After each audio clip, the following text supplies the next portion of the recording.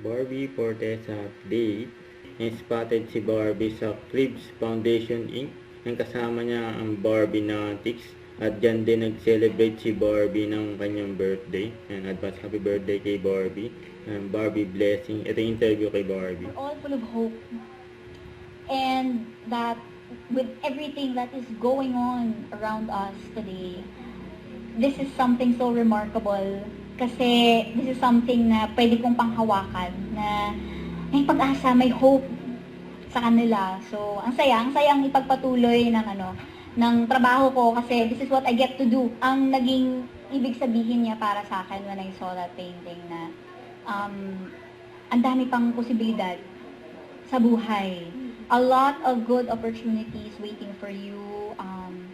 There is peace, knowing the uncertain, and that you are not alone. It really helped me kasi without knowing, I was going through something also at the time. A liberating experience for me. It's definitely a different Barbie, a wild Barbie that you have to watch out for. As in, medyo may mga sexy tayong magaganap. Would be overwhelming for someone like me na, di ba, bata pa lang pinapanood na siya, pero she's very generous in getting close to her co-actors. She even told me to call her mama. So, ganyan. Sobrang bait, sobrang loving. Ngayon, finally, nagkaroon ako ng time huminga. So, nakakabalik na ako sa hilig ko na magpunta sa mga cafe at magbasa-basa ng mga romance novels. So, kinikilig na ako, ganyan. At congrats kay Barbie. And nominate si Barbie bilang Best Actress sa Gawad Dangal Filipino Awards. Yun ang ngayon pa ng congress na kay Barbie.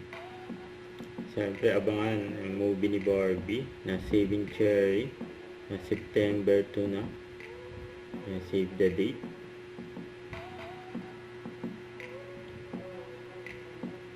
Sa ito yung mga IG story ni Barbie. Ayan nga, sinabi nga ni Barbie. Nag-iikot siya sa mga cafe at mabasa ng mga book. Don't forget to subscribe, click the notification bell for my update. This is Richard the Ashram Live. Stay tuned for more videos. See ya.